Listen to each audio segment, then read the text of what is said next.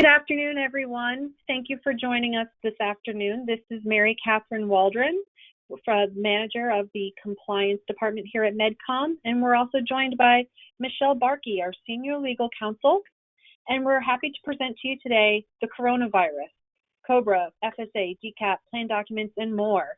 We're going to go over for you today the impacts of the coronavirus on the health and welfare plans and benefits for you and your clients, and the updates that we have made and the guidance that we can provide going forward. So with that, I'd like to present Michelle Barkey, and Michelle, take it away.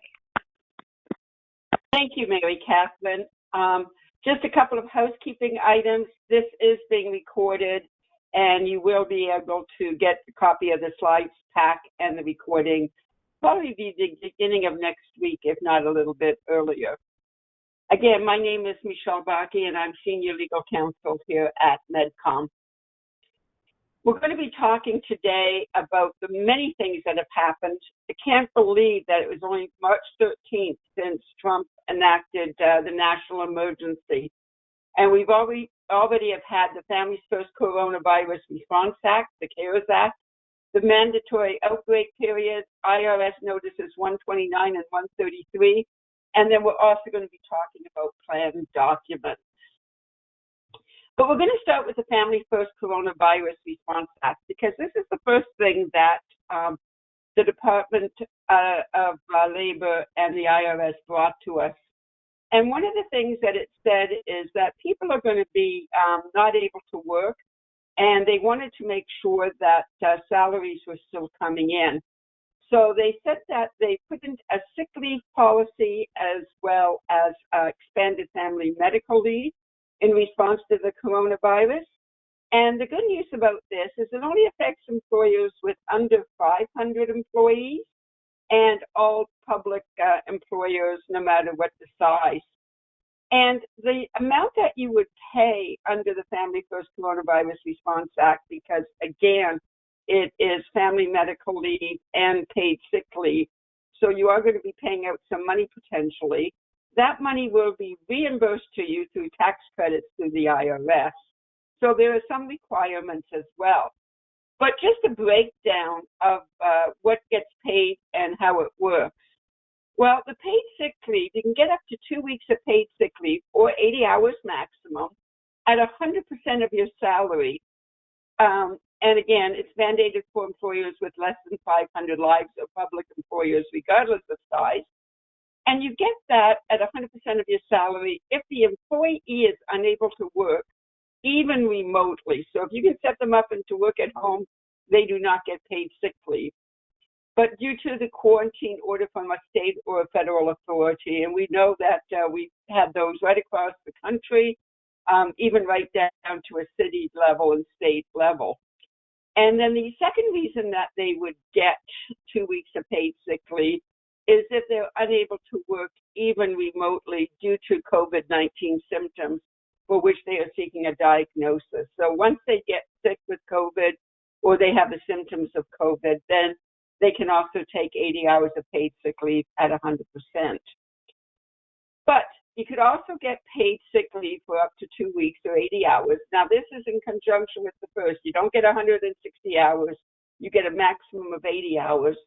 But sometimes you're going off and you can't work for another reason that has to do with somebody else. And for that, you can get it at 2/3 of your salary. So if it relates to you, 100% of the salary. If it relates to someone else, 2/3 of the salary.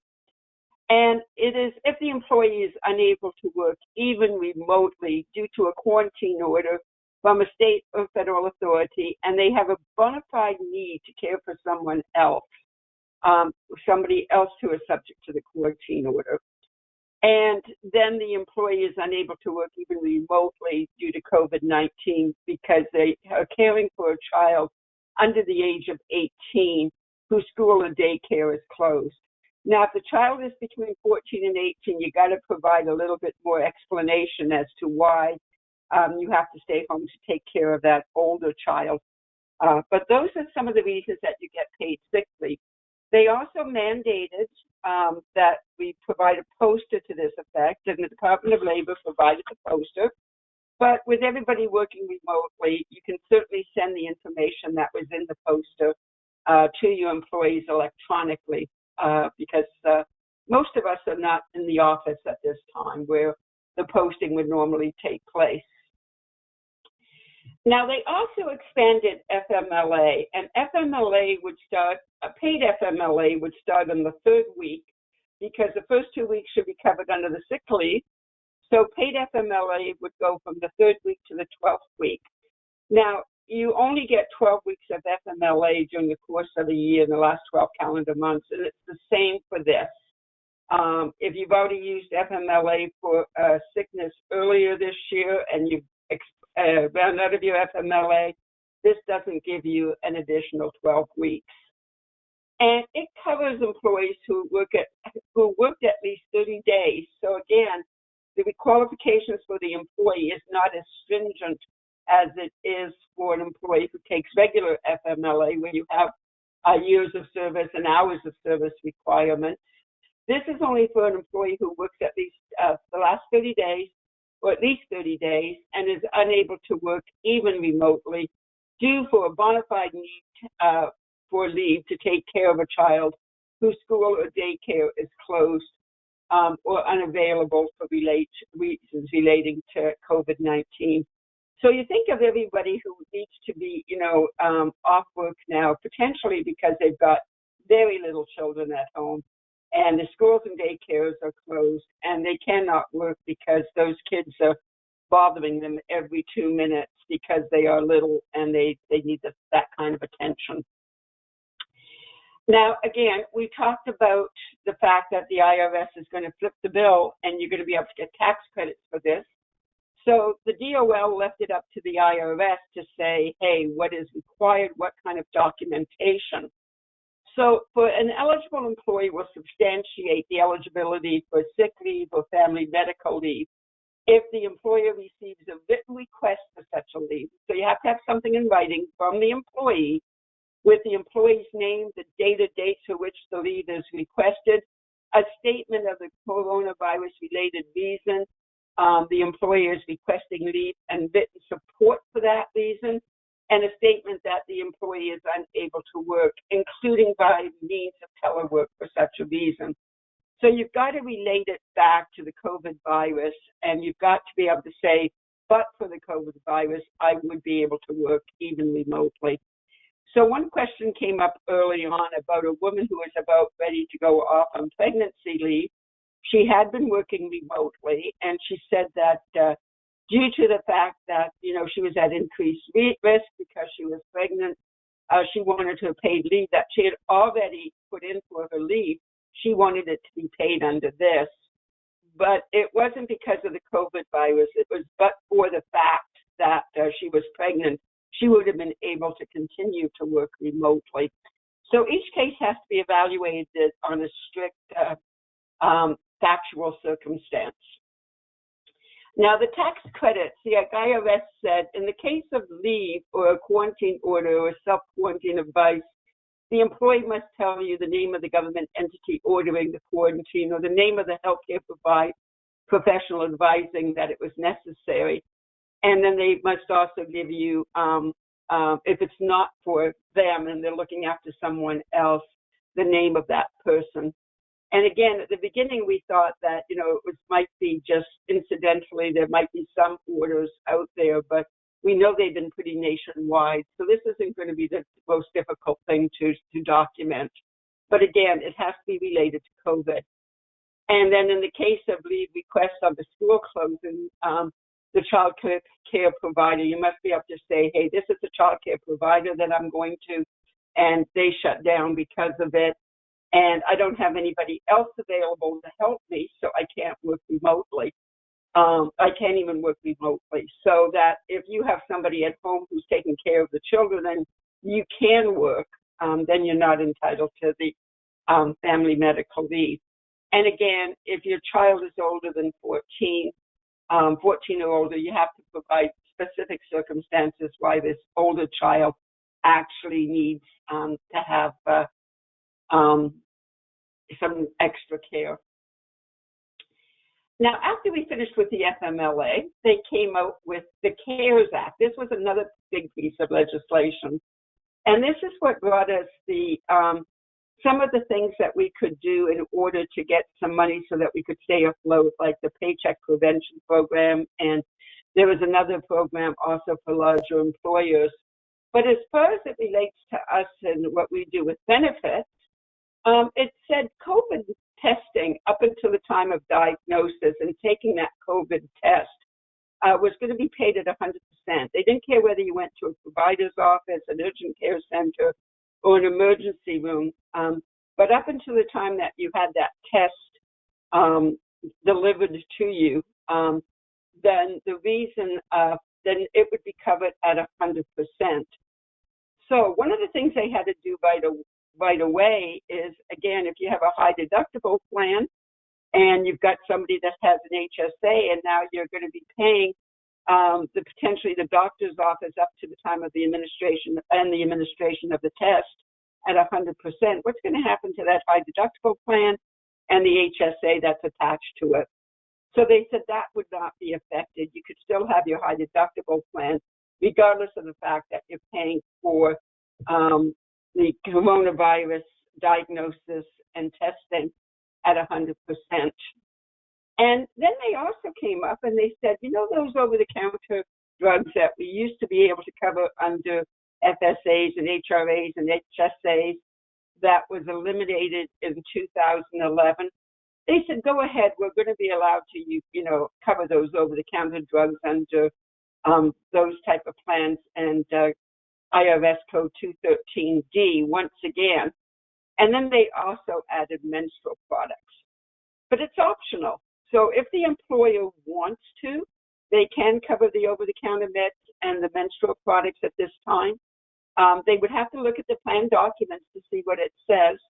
MedCom looked at our plan documents, and the plan document was great. It just said anything that's covered under 213D can be covered. So if you don't want to have it covered, then we would have to make an amendment to say, except for that, we're not going to cover over-the-counter or menstrual products, or either or. You don't have to, you can do the over-the-counter and not the menstrual. It's up to you. The summary plan description, however, because it goes to the employee, was a little bit more descriptive, and it specifically excluded over-the-counters.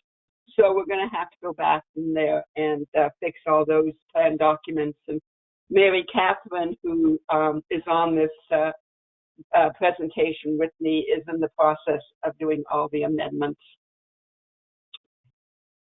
And then a couple of weeks ago, they came out with the Outbreak Period, and it is mandatory.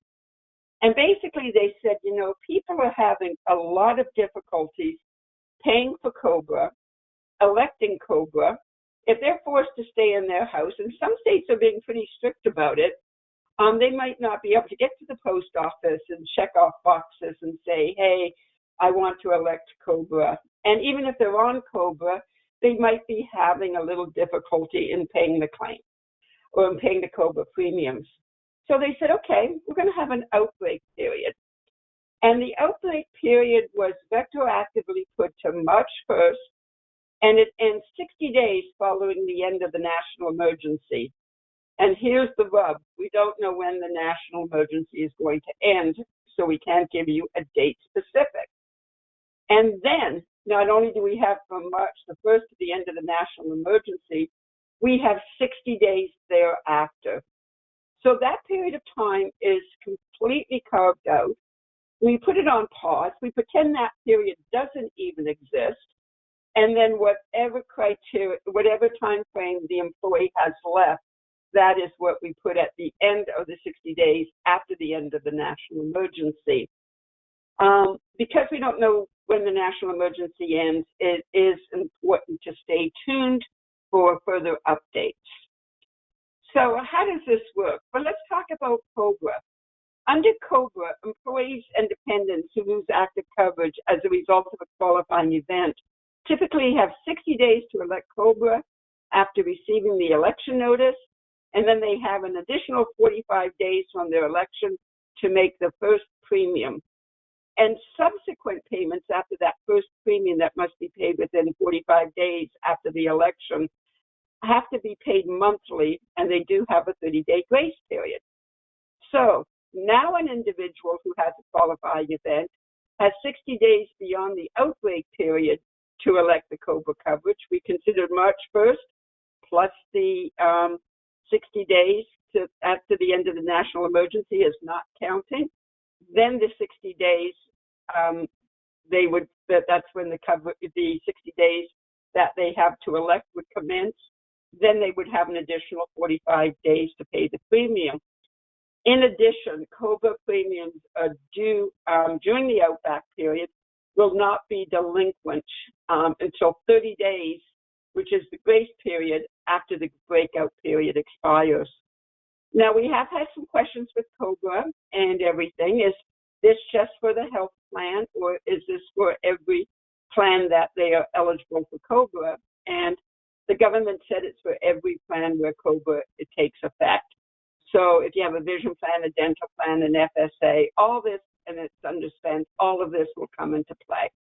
So COBRA is being very much impacted by this, and we're going to have to figure it all out.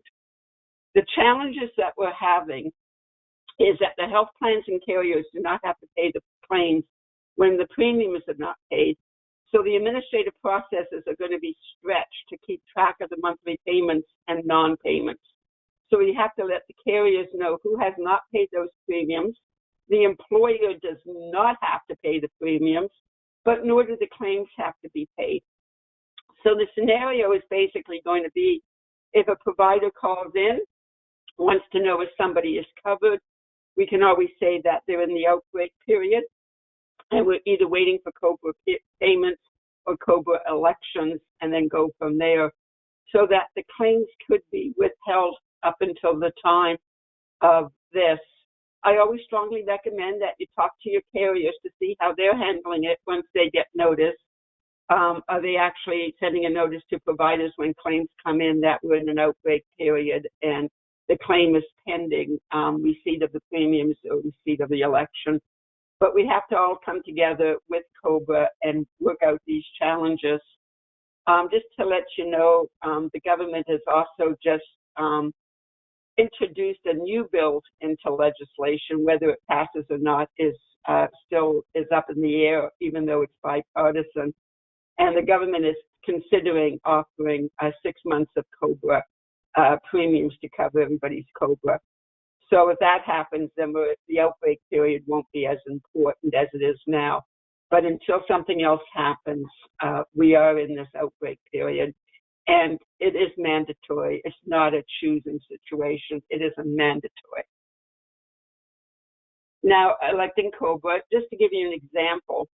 So if Tony experienced a qualifying event due to a reduction of hours because of COVID on March 17th, and assuming the announced end of the national emergency is April the 30th, which we knew it was not, but this is the example they gave us, the outbreak period ends on June 29th, and therefore the deadline for Tony to elect COBRA coverage is August 28th, which is 60 days after June 29th, or 120 days after the national emergency ends, because not only would she have the 60 days after the end of the national emergency, she would then have the additional 60 days that she is normally entitled to collect COBRA. And again, let's say that she began already to be on COBRA, and the coverage, she paid the January premium and her February premium, and then in March we hit the breakout period, so she decided not to pay the premium. She's in a breakout period. Again, so if the national emergency ends on April the 30th, the outbreak period would end 60 days thereafter, or June 29th, and then she would have 30 days in the grace period to pay all the premiums all the way back to March. So she'd have to pay March, April, May, June, and July, and that's when she would have to pay. If she only paid a portion of that, if she only paid March and April, then coverage would terminate in May, but the March and April claims could be released. So with the outbreak period, we still have the claims deadlines. It was also mandated that claims could be delayed because of the fact that it might be difficult for you to gather enough information. It might be difficult to get all the paperwork together to submit the claim. So claims are also affected, and the deadline for paying the claims is that breakout period is still introduced 1st of March, 60 days past the end of the national emergency, and then whatever time is left over to submit the claims. And typically it is a plan design. Sometimes claims on the health side could be 365 days. So whatever left in that 365 days will be added at the end of the outbreak period. So we know that IBNR reports are going to be affected, and IBNR are, of course, those claims that are incurred but are not yet reported because we might not be getting them anytime soon. For FSAs and HRAs, again, they have a run-out period typically following the termination of the plan, and that any run-out periods that are affected by March 1st through 30 days or 60 days past the end of the national emergency will also be late. So the reconciliation will not occur now until after that. Now, this didn't come out until after March 31st, so some have already been reconciled, but if claims continue to come in, especially for those that might have been reconciled after the run-out period of March 31st, they will have to be done again after the end of the breakout period and the 31 days that were in March. So we still have some time to go before we can do a lot of the reconciliation. If the run-out period had already expired, if it was February 28th or 29th rate, there's nothing else to be done.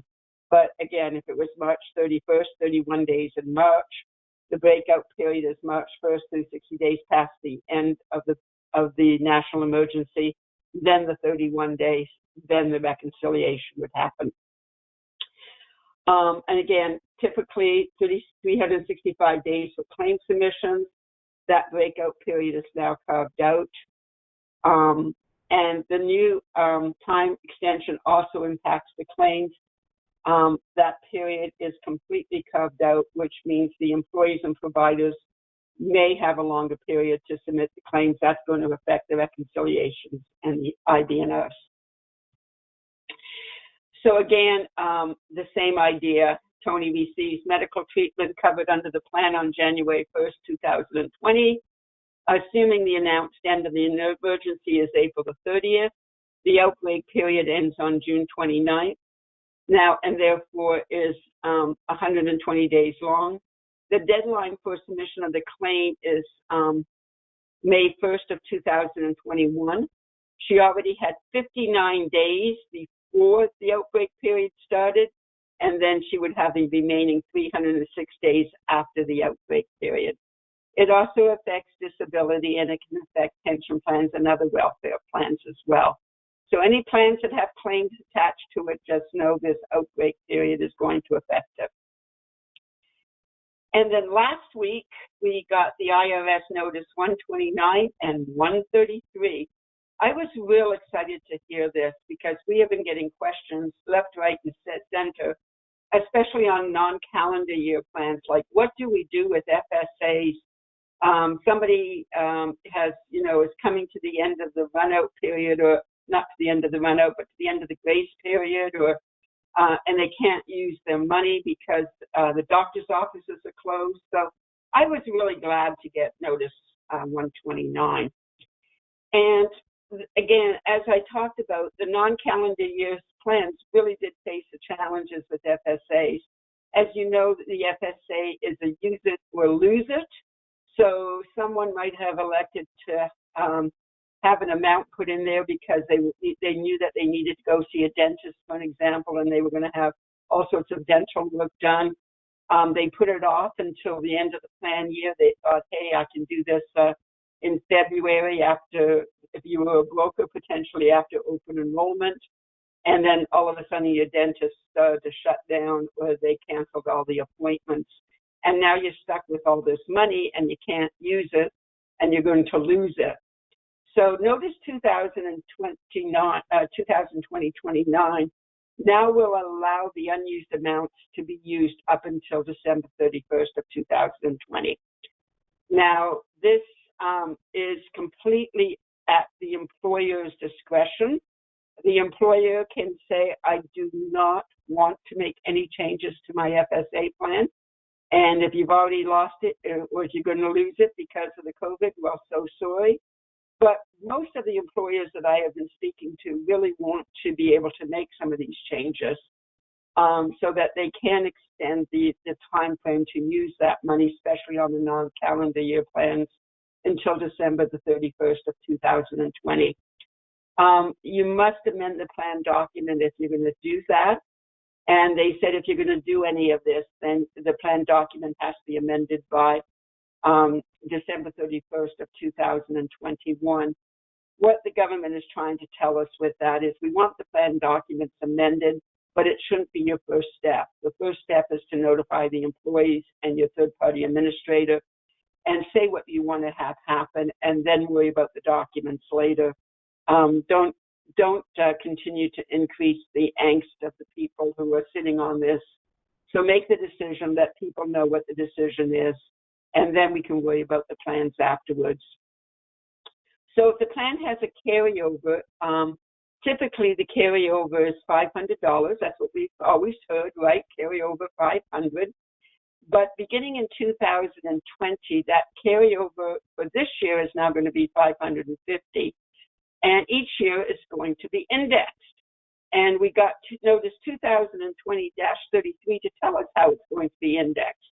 And basically what you do is you take the maximum that the IRS allows for an FSA contribution, and 20% of that will be the amount that you can carry over. So this year we know that $2,750 was the maximum someone could elect. And if they didn't have to elect that, 20% of that makes the carryover $550. So let's give you a couple of examples. So John elected to take out $1,200 of his FSA plan for the plan year from July 1st, 2019 through June 30th of 2020. At the end of June, he had spent $600 and had a balance of $600. The plan had no carryover provisions, which means that John would lose that $600. Under 2029, the plan can now be amended so to allow John to have until December 31st of 2020 to incur the claims and get reimbursed. John did incur additional $500 during this time, and therefore at the end of December 31st, 2020, he did, under the use it or lose it, lost $100. But what if the plan had a carryover provision and you were allowed to carry over $550 or $500? John would now be able to carry over that $100 that he lost because of the carryover. And he would be able to carry over that additional $100 until the end of the plan year next year, which is May 31st or June 30th of 2021. He would be able to use that. And again, Notice 2033, we do have that indexing. Now, there is an association of plan developers that are urging the IRS. They said this is a great start, and we really do appreciate it, and it really helps us out. But it's not going to help everybody until we make the same adjustments in the year 2021. It's going to take us a while to recoup. So we might be expecting some more changes down the road. That the whole idea behind this will also happen in 2021. But again, it's all at the employer's discretion. You don't have to do this.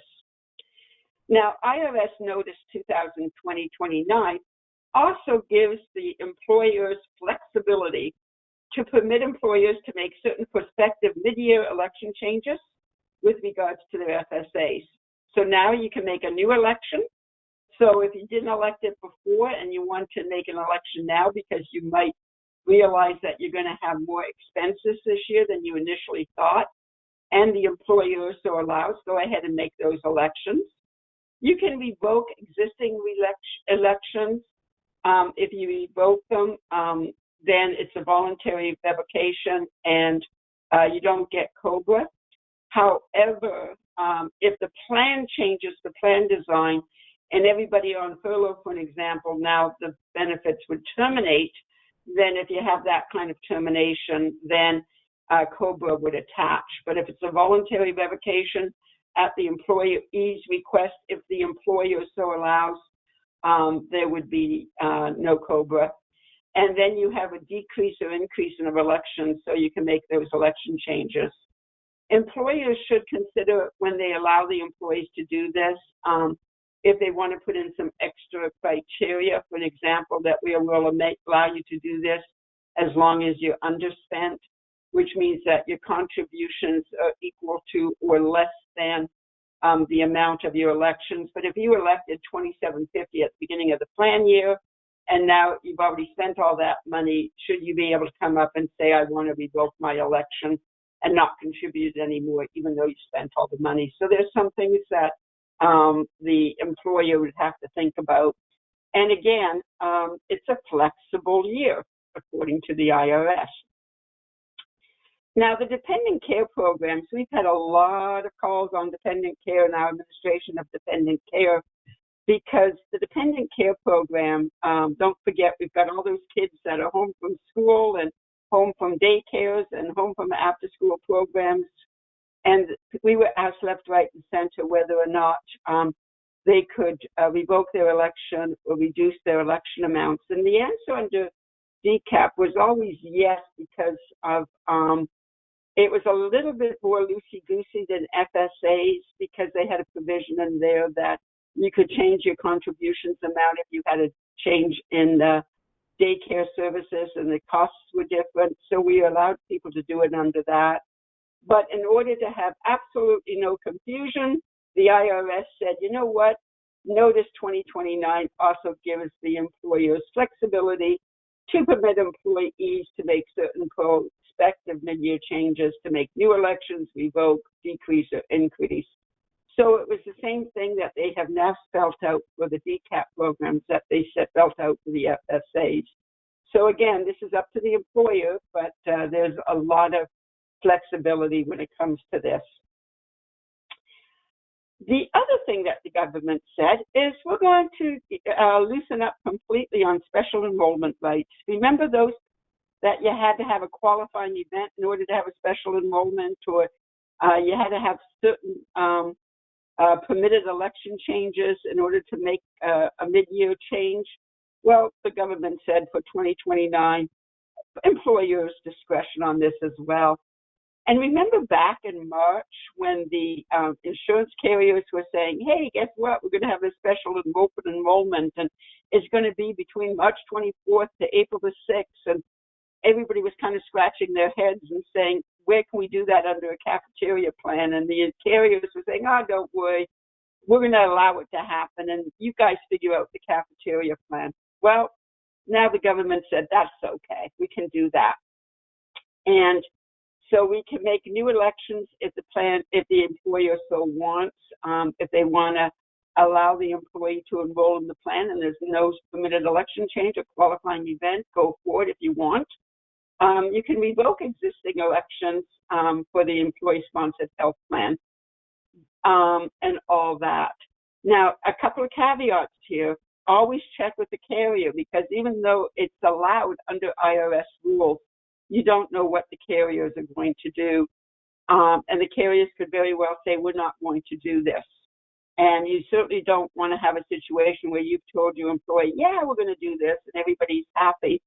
And then the claims start to come in and they all get denied. And then the employee comes back and says, but you told me I was covered and I've been paying my premiums, so therefore I expect my claims to be paid, and bad things happen. So always check with your carriers and your reinsurance carriers if you're self-funded to see what that's going to happen.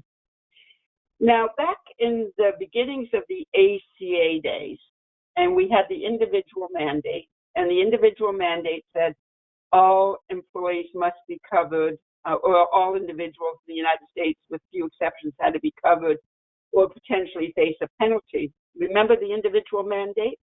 Well, it's still alive, a little bit on life support, because the penalty was reduced to 0, but it is still in effect. And the IRS actually had put it down that it was a permitted election change if an employee had gone from full-time to part-time, but under IRS rules, they were still considered full-time. For an example, if they were in a stability period. And they said, they can revoke the election, but they must actually get coverage elsewhere. And Mr. Employer, it's up to you to tell them that they must get coverage elsewhere. You can't be, you don't have to be a watchdog and make sure that they actually follow through, but you've got to make sure they were advised. And the government says same here, same with this. If the employee is going to be allowed to drop the plan for whatever reason and you let him do it, you've got to get assurances that he's going to get coverage elsewhere. And they gave us an example of a notice that you could get him to sign that says that he wants to drop out of the plan. He understands that he must get coverage elsewhere, either through another individual plan, another employer-sponsored plan, i.e. through a spouse or a parent, Medicaid, Medicare, TRICARE, Champus, or even the marketplace. So you've got to get him to sign something along this effect if you do it. It also provides you the opportunity as an large employer to say, hey, I offered him coverage. He voluntarily withdrew from the coverage. So when you fill out those nice little 1095C forms next year, you offered him coverage and he waived it. And then we have the plan documents. What are we going to do? All these changes coming left, right, and center. Remember, it started with the FMLA and the sick leave. And when MedCom was reviewing our policies on plan documents that we provided clients on plan documents just said we follow the FMLA rules, but when we went to the summary plan description, because we're giving it to an employee, it was much, much more specific, and it gave all the requirements for FMLA. So it had to be amended. And then we've had all the amendments that are needed to be done with the FSAs. If somebody, or HRAs or HSAs, if the employer decided that they wanted to take advantage of the over-the-counter drugs or the menstrual products and allow that to happen. And now we have the changes that have to be made if the employer changes anything to the FSA or the health plans regarding special enrollment rights. So plan documents are being amended right across the board. The IRS said as far as the over-the-counter drugs are concerned and everything else, do it as soon as reasonably practicable. And then they said anybody that wants to adopt any of these options for the FSAs or the plans and to just change the 125, if it's a 2020 plan, as long as you do it by December 31st, 2021. We have been cautioning employers that we've had a lot of changes coming in left, right, and center. So just bear with us, have a little patience, because we'd rather do them all at once than continuing to cause confusion. Some of them are just being done by an addendum because they are short-lived, like the FMLA. It won't be in the plan document that's going to live on forever today. It will just be done by an addendum. So know that your compliance team at MedCom is working very, very hard. And remember, we talked a little bit about the employer, the carrier saying to the employers in March, hey, we're going to allow this special enrollment, and some of them took advantage. Everything in this IRS notice said prospectively, which means in the future. You can change moving forward. But they also had a little caveat in Notice 2020-29 that said if you've already done a change and it's similar to what we're telling you that you can do here, we don't care if it was done back in March. Just go ahead and change your plan documents and we'll administrate it accordingly. So all those that had the special enrollment in March, go ahead and make them pre-taxed under this. So this is where we're at so far. This is just a very broad overview, but a lot of information as to where we stand. So this is basically what the government's been doing, and stay tuned because there could be many, many more changes to come. Mary Catherine, do you know if we have any questions? Let me take a look. I don't see any questions in the chat box. If you have any, please go ahead and share them with us. I'd be happy to address them. Yeah, I see some. Okay, hold on. Let me pull it out a little bit more.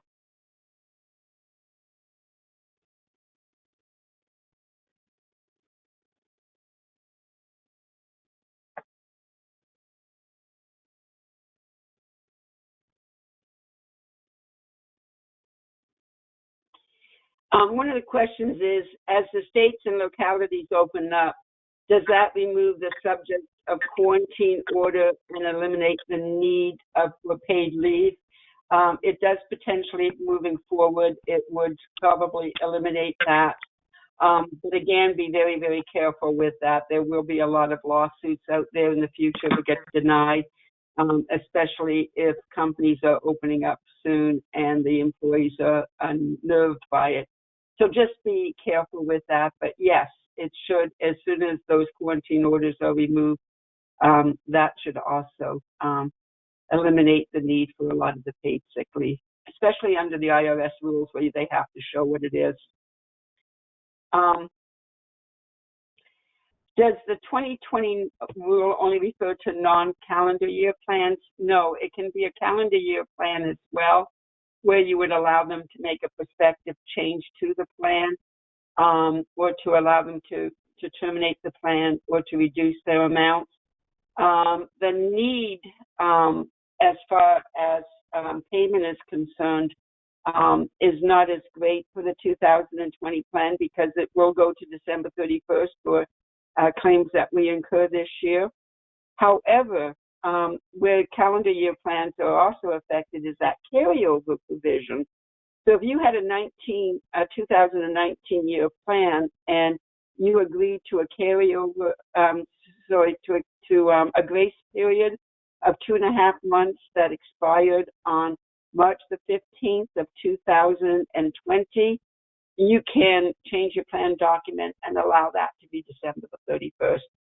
So it really does affect all calendar year plans as well as non-calendar year plans. And then they said, will the slides be provided after this webinar? And the answer is yes. We've got this being recorded, and you should have the recording and the slide deck by the beginning of next week.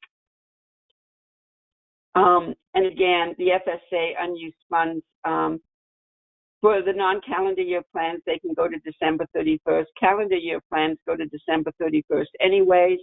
But as we indicated, if you had a grace period from 2019 that carried over until 2020, you can make that March 31st as well.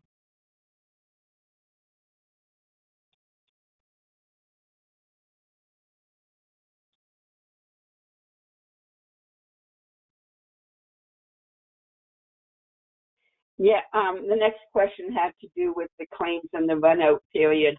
And does the outbreak period affect the run-out? And the answer is yes. So for an example, if you were a calendar year plan and you had a 90-day run-out, which would go from January, February through March, then the outbreak period would start in March. So that part of the run-out that was in March would be paused until 60 days after the end of the national emergency. And then that 31 days that was left in the run-out period would be added to the end.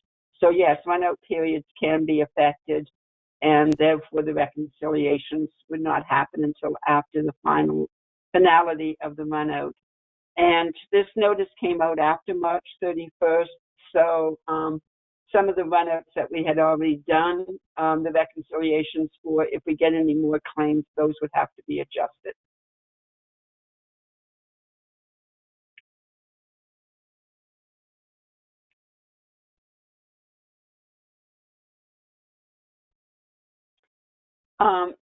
they indicate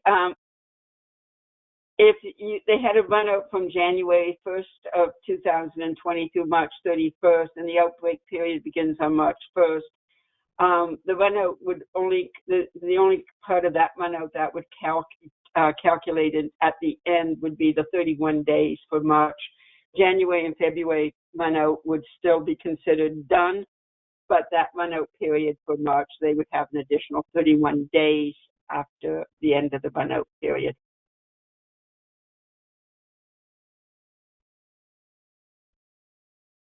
And I think that's all the questions that we have today. And we really do appreciate your presence today.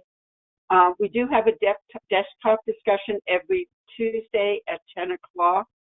So therefore, if you have any further questions, please do not hesitate to email us. We will give you the email address along with this presentation, and so that you can email us your questions, and then we will answer them at 10 o'clock on Tuesday mornings when we do our desktops. Mary Catherine, would you like to say something about the compliance recharge tomorrow?